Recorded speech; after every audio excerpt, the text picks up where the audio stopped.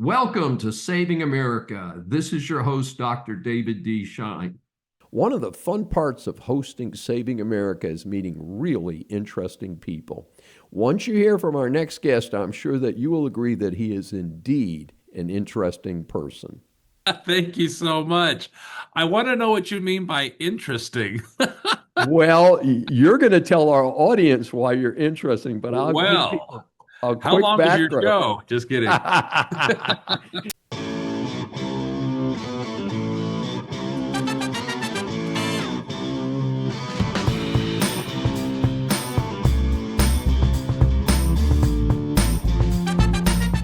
Nathan is a singer-songwriter as well as an entertainer.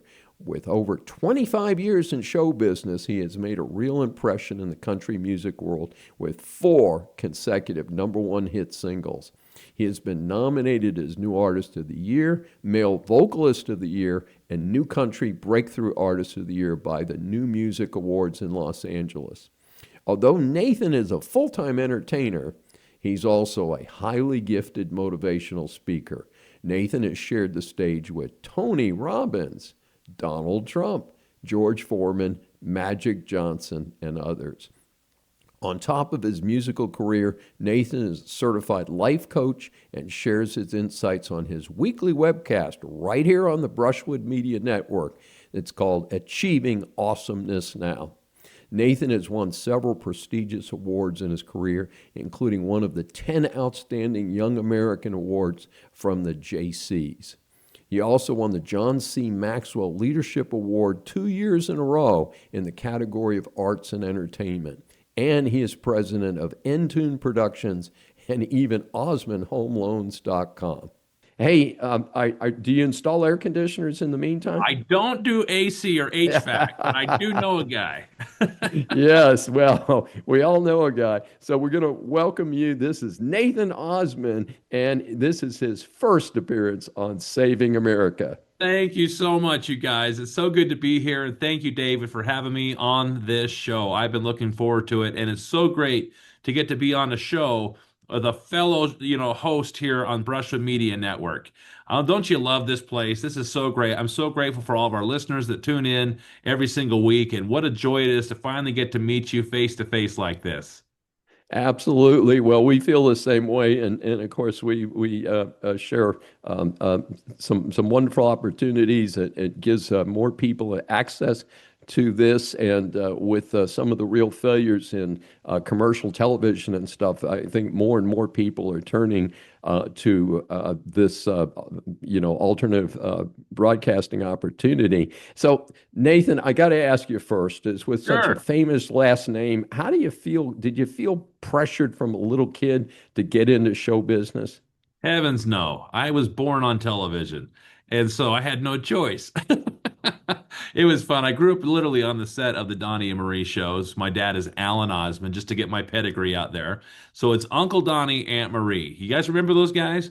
Anyways, my Sure. dad was the oldest of the group, the singing group. He has 2 older brothers, Verl and Tom, that were both born deaf. So they didn't do a lot of performing. So that put my dad in the leadership seat. I know you're all about leadership. Now, he didn't Yes. ask for that role. He was just put in there because he was the oldest that could hear. So he was the leader. I watched him on the roads. I toured with my father on the tour buses as a kid, and I just saw how much fun it was. I used to watch reruns of the Andy Williams shows. We put in the little VHS tapes and watch our father and uncles perform. And it was so much fun. And we used to mimic that. I think kids naturally kind of want to grow up to do what their parents do. Not everyone does, but this was a fun job, it looked like. So we were naturally kind of drawn to it. So in impersonating them, we started singing, but not in one, but 2-part harmonies. And my father's like, who taught him that? We had a natural ear for it. And so he got excited, taught us our other harmony parts. So we were a 4-part harmony quartet, just like his brothers and our uncles and my father. But we just went on television, did a little TV show here locally, but People Magazine wrote a little blip about it. And Bob Hope read that article. He got excited that there's another generation of Osmonds. He says, I want those boys on my show. So he put us on his show. And that was our start. That's when Curb Records signed us. We toured around as a boy band. We recorded our first album, Osmond Boys, and then Osmond's Second Generation or Boisterous, and had 3 songs in the top 40 in the UK. We've done things like traveling on the road doing musicals like Joseph and the Amazing Technicolor Dreamcoat for 2 years after Donnie finished that. We've done a lot of fun stuff, but then I went country. And that was back in about 2002. I started that career and went after it, as a solo artist. I didn't tell any of my family I was going out to Nashville to record with the group Lone Star. I created that opportunity to write with them originally, and then I actually turned that into the opportunity of being produced by them. And that's how I got my foot in the door in Nashville, was thanks to my buds with Lone Star. And anyways, 4 consecutive #1 hits later, we're just going to keep doing it till we get it right. But I'm having a good time doing it. And, my father always says, you're only as good as your last show. So hopefully after this show, folks, you still want to come see us. Well, I sure encourage people to check it out. Just based on in fairness, we had to persuade Nathan to get on the show, and so I had about Twist a my half arm. hour. No, That's right. I had about a half-hour conversation with you a few weeks ago, right. before we could get things set up. And it's just so great visiting with you, and you're just as real off stage as you are on Thank stage, and you. I think That's a that's a compliment. lot of Thank you. fun. And of course, you were connected with one of my heroes, which is Bob Hope. And Oh, I yeah. grew up watching Bob Hope, and I really grew up watching Bob Hope because I think he performed until he was 92 or something. Right. And a great American, a great performer. And of course, as a kid, my parents loved music. I'm the oldest of 7 kids, so we could kind of relate to the Osmond family. And Yes. we definitely watched the Andy Williams show. We watched the Lawrence Welk show with the Lennon sisters, another Of family course. act, Good and friends. stuff like that. So it was kind of interesting to follow the path there. And what's interesting to me is you've used your fame to help with special causes, and one in particular, my dad was a vet, is the work you've done to help our vets. Yes, sir. Well, that's one of the reasons you love Bob. He loves our troops, I love our Absolutely. troops. I got that love for our troops from watching my father tell his stories about the Army. You see, he left the set of the Andy Williams shows to go serve our nation during a very scary time during Vietnam. And, he had his number called up. He was getting ready to get shipped out. And he was nervous. He was scared. His dad, my grandpa served in World War II as an Army sergeant, but he was ready to go because serving his country was more important to him than being famous. And so he lined up, he signed up, and then right before they shipped him out, they called the orders off because they said these guys are getting slaughtered over there. They need more training. So, anyways, he started doing more training, and before the training ended, the war ended. So my father ended up never having to go over to Vietnam, but he was ready. In fact, my father won 3 out of the 4 trophies at Fort Ord, California. He didn't know there was trophies involved. He even had to test out with a completely different platoon than the one that he had trained with because Andy Yeah. Williams called the Army and says, I want Alan to be on the show. It was a Christmas special. They want to see the soldier coming home. Anyways, so he went and did the show, but he had to test out with a completely different platoon. So when he came back, he says, go see Sergeant so-and-so. He's got some of your stuff.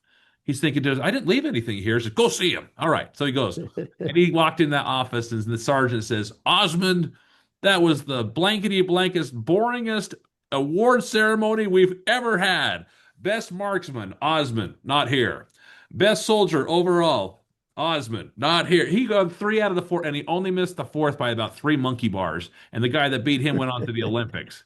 So, guys, my dad was a lean, mean fighting machine. My great uncle's a Pearl Harbor survivor. I love our troops. I'm an honorary command sergeant major. I can't believe I got that title. They even let me in the Pentagon. How crazy is that? But I'm just grateful for the service that they rend to our country. I try to teach my children what is a veteran. It's a man or a woman who at one point in their life wrote a blank check to the United States of America for the amount of up to and including their own life. Now, if that's not worth celebrating, I don't know what is. Well, it's so important. Like I said, my dad did 28 and a half years in the Navy. I was prepared to serve, but I was in the same numerical draft that your dad was. And my draft number was 232, and I was a college student. And I got a letter from the draft board that said, "Hey, you're 1A." And I'm shaking, and I go, this is about March of my freshman year of college, a couple Yeah. months left. And I call the phone, I call the local draft board, and they say, Mr. Schein, don't worry about it. The highest draft number that's going to be called in Philadelphia this year, where they had a huge amount of volunteer activity, is Yeah. 75. Your number is 232. Oh, So, wow. so I lived out all of my exposure under the old draft number system, under the old draft system, and then they eliminated the draft. So Yeah. I was prepared to go in and do it, and it's just a really interesting process. But I was very committed to going to college. Neither of my parents went to college, so that was really pivotal. And What did you but study there? well, a quick story. I started as a pre-med. From age 7 or 8, I'd always wanted to be a medical doctor, a psychiatrist, by the way. And it turns Yeah. out you can't be a shrink unless you go through all of the stuff that the regular doctors do, including dissecting corpses and weird stuff like that. And I worked for a medical doctor my very first semester of college, preparing people with gangrene on their feet for being tested to see if there was a way that could save their feet. And Wow. it was a horrendous thing for a 18-year-old kid to be involved in. And so about 2/3 of the way through the semester, I went to the doctor I was working with, Dr. Penny, and I said, this is really not for me. And so he let me out of it was a work study assignment. And Hmm. about 2 semesters later, I said, this is really not me. So I ended up studying economics of all things, There you go. and went to grad MBA program and law school and all that stuff. But it really was an interesting opportunity. I tell people today, I would have been a great doctor if I didn't have to work on sick people. Uh, well, I went to school. I wanted to be a veterinarian and a taxidermist. That way I could say either way, you get the dog back. No, that's a bad joke. Too I much. know. And No, I actually studied public relations because I was doing this tour called Joseph and the Amazing Technicolor the Dreamcoat with this lady yes. named Jodie Benson. She does the voice of Ariel, the Little Mermaid. And I said, hey, should I major in theater, dance, music, production, whatever? She says, well, Nathan, a lot of people go to school so they can do what you're currently doing. You're already doing it. So if you want to teach, go ahead and get that major. But what I might do is study something that have something to fall back on, because you know how show business is. It's very fickle. So I'm grateful I listened to The Little Mermaid and I went and got a good degree at Utah Valley State, UVSC, Utah Valley State College is what it was first. I got my associates there. And then I went on to Brigham Young University to study public relations, which I've used in a lot of different things. I got a lot of credit in Spanish too. I'm fluent in Spanish because I lived in Chile for 2 years. I served a mission for our church, the Church of Jesus Christ of Latter-day Saints, for 2 years. And now my son's serving in Denver. He's speaking Spanish, so I got someone I can talk to now. So it's a fun. I use my language all the time in business. I use it in my performing. I sing in different languages, which is fun too. But I learned that when you sing in other people's languages or speak it, it breaks down so many walls and barriers. Communication is key, and music is the universal language. Absolutely. Well, it's just so many things to talk about. But how do you do this? So you've got country music, Yeah, motivational speaking, webcast sure. hosting, mortgage sales, Oh, and yeah. you're a dad. We haven't mentioned it yet. You're a dad of 4 sons. But what does your week look like? How do you put all this together? You know what? I am tired.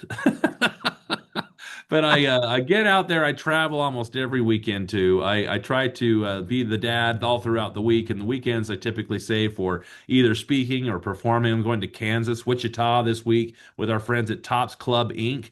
Take off pounds sensibly. I'm going to be one of their keynote speakers. I'm also on their board, which is pretty cool. So I'm going to be going out and doing that this week. But this last weekend, I was teaching real estate investors in Alabama how to win in the market, how to do all sorts of things. I do a lot of speaking, obviously, with my radio show here on Brushwood Media Network, my podcast, obviously sharing the stage with people like Tony Robbins and all that. But it's just another form of entertainment. I call it edutainment, right? And so I always wanted to influence people for good, whether by spoken word or singing it. And so I do a lot of writing. I just wrote a song last September 10th when our friend Charlie Kirk got assassinated. My son was Mhm. there. He was in the Oh my crowd when that gosh. happened. And I said, I need to make a statement. And so I just had it debuted yesterday for the first time on the radio, but it's a song called Overcome with Love. And it's what I really feel our nation needed to hear because we're living in interesting times, and I'm not afraid to talk about America. And I love that your show is all about that. But I said in these lyrics with Michael Curtis that I wrote the song with, I said, why do you hate me for my different point of view or want to see me dead because I don't think like you? In a nation based on freedom, how can we truly be free if we don't see eye to eye, we can't agree to disagree? And then it says, let us let go of the violence, put down our guns and knives. We don't need another civil war that would cost so many lives. If history is our teacher, let us pray to God above that peace comes to our nation and hate be overcome with love. And it's a powerful message. It says, even God won't touch your free will. He won't take away your choice. You got a right to your opinions and to give them all a voice, to debate your disagreements, but you never have the right to let bitterness and anger lead to taking someone's life. It's a powerful message. So I'm trying to get that. I'm probably going to sing that in Kansas this week.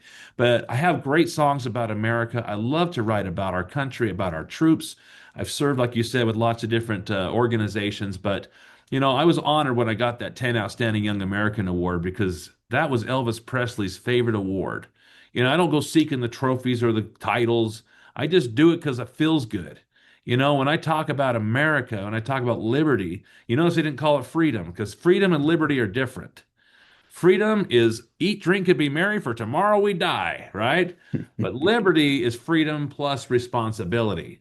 And I got a good friend that created the Statue of Responsibility. It's two arms clasped like this. It's going to be a big statue here in Utah.